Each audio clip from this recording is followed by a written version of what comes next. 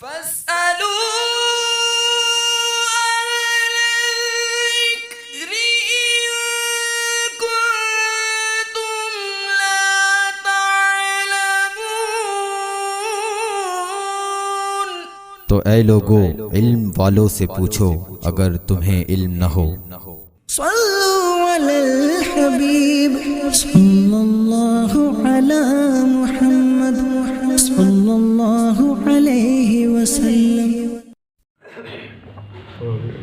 الحمدللہ رب العالمین،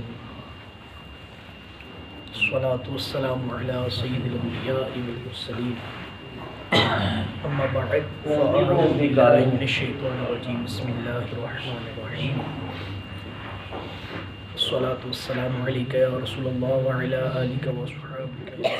وَلَن تَرْضَىٰ عَنْكَ الْيَهُودُ وَلَا النَّصَارَىٰ حَتَّىٰ تَتَّبِعَ مِلَّتَهُمْ،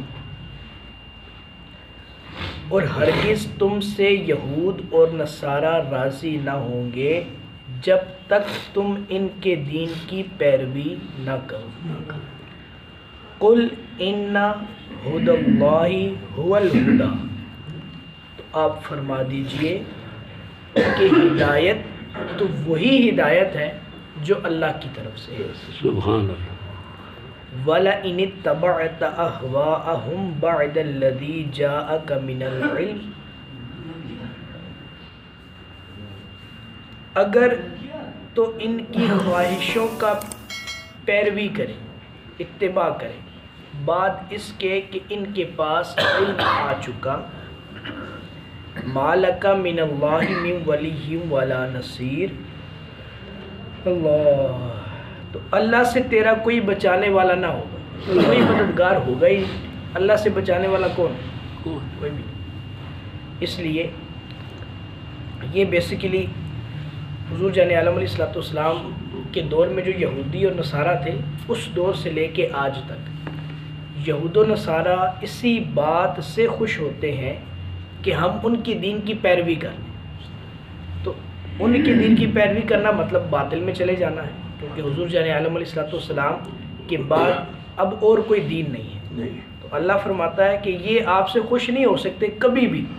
تو جب دنیا کا سب سے بیسٹ پرسن، سب سے عمدہ انسان، اس سے جب یہ خوش نہیں ہوئے تو اور کس سے خوش ہوں گے؟ اس سے تو خوش ہو ہی نہیں سکتے۔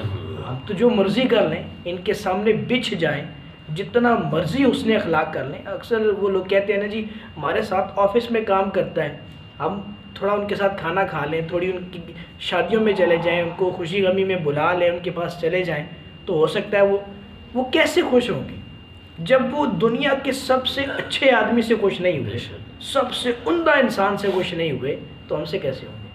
تو اس لیے اب چونکہ اسلام پاور میں ہے، اسلام بلند و بالا ہے، عظمت والا ہے، تو اس لیے ان کے سامنے جھکے نہ، بالکل نہ جھکے، 1% بھی نہ جھکے۔ اپنی وہ شاعر کہتا ہے نا کہ پورے قد سے جو کھڑا ہوں تو یہ تیرا ہے کرم، مجھ کو جھکنے نہیں دیتا ہے سہارا تیرا۔ حضور جب ہمارے ہاتھ میں ہے، ان کا دامن ہمارے ہاتھ میں ہے، تو ہمیں کیا ضرورت ہے کہ ہم کسی کے سامنے جھکیں؟ اور آگے اللہ فرماتا ہے کہ وَلَئِنِ اتَّبَعْتَ، یہ اگلی آیت کا یہ والا حصہ جو ہے یہ امت محمدیہ کے لیے ہے کہ حضور جان عالم علیہ السلام کے تشریف لانے کے بعد اب ہم کسی اور دین کی پیروی نہیں کر سکتے، اگر پیروی کریں گے تو یہ کفر ہو جائے گا۔ الَّذِينَ آتَيْنَاهُمُ الْكِتَابَ يَتْلُونَهُ حَقَّ تِلَاوَتِهِ، جنہیں ہم نے کتاب دی وہ جیسی چاہیے اس کی تلاوت کرتے ہیں، یعنی جیسا اس کا حق ہے ویسی تلاوت کرتے ہیں۔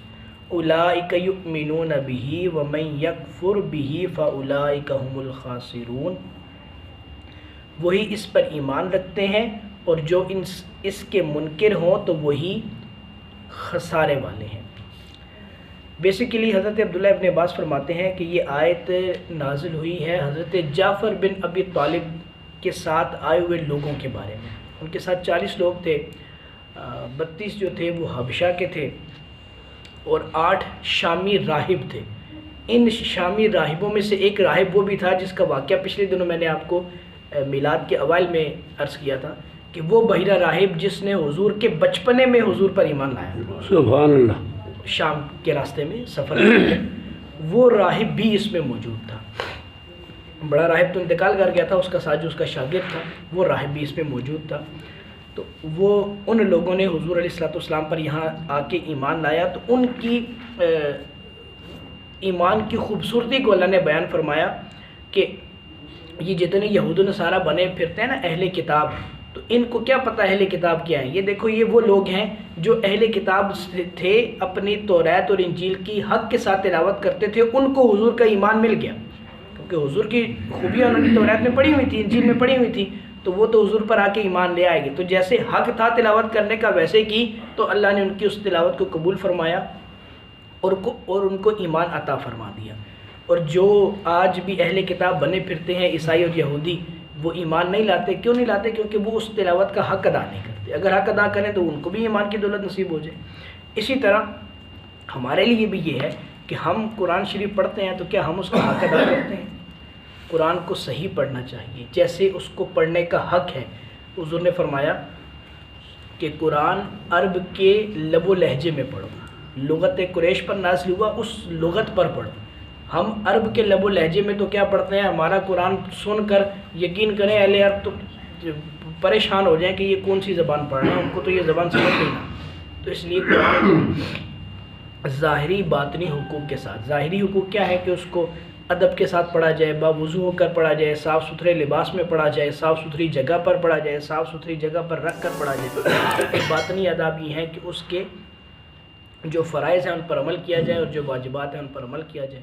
اللہ مجھے اور آپ کو عمل کی توفیق عطا فرمائے۔